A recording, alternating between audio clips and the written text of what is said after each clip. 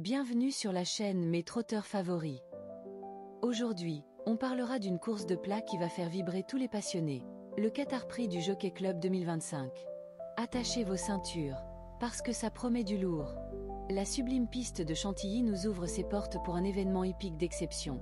La 5e course de la Réunion 1, le mythique Qatar Prix du Jockey Club.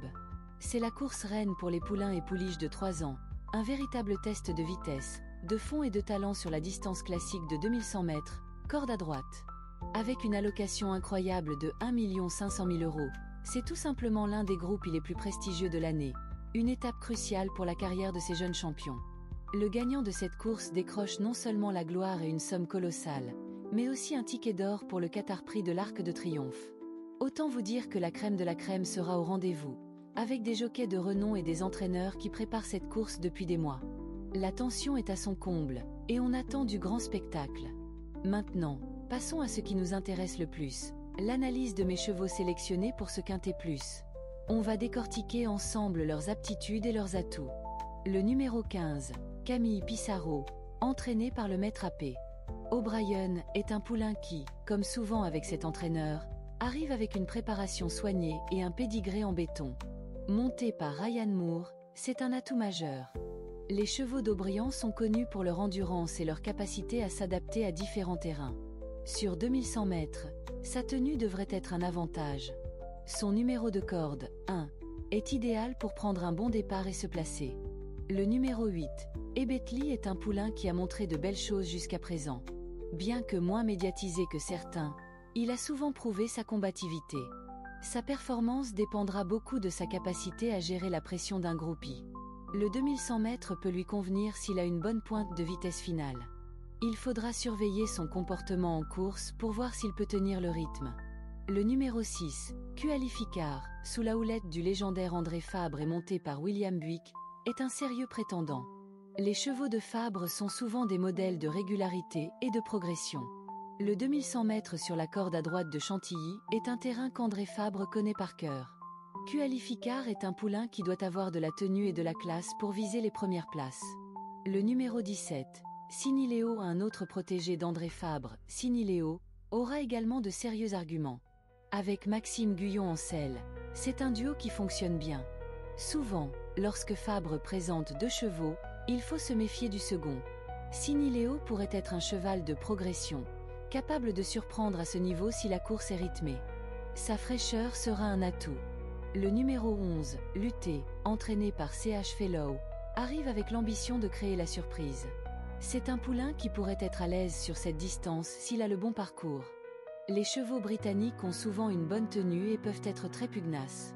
Il faudra surveiller son comportement dans la phase finale pour voir s'il peut s'immiscer à l'arrivée. Le numéro 4, ALALI, sous la selle d'Alexis Crastus, est un poulain qui a montré des flashs de sa qualité. Il faudra voir s'il a la maturité et la régularité nécessaires pour un groupie. Son aptitude aux 2100 mètres est cruciale. S'il gère bien la distance et la corde à droite de Chantilly, il pourrait s'accrocher pour une place. Le numéro 13, Parachutiste, entraîné par FH Graffard et monté par O'Murphy, est un cheval à ne pas sous-estimer. Graffard est un entraîneur redoutable et ses pensionnaires sont souvent prêts pour les grands rendez-vous.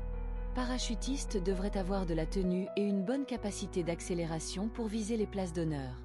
Le numéro 3, King of City, entraîné par Air Hanon, arrive avec un profil intéressant. Les chevaux de Hanon sont souvent compétitifs. Sur 2100 mètres, il devra montrer sa capacité à soutenir un effort long. Avec James W. Doyle en selle, c'est un atout supplémentaire. Il pourrait être un bon outsider pour les places.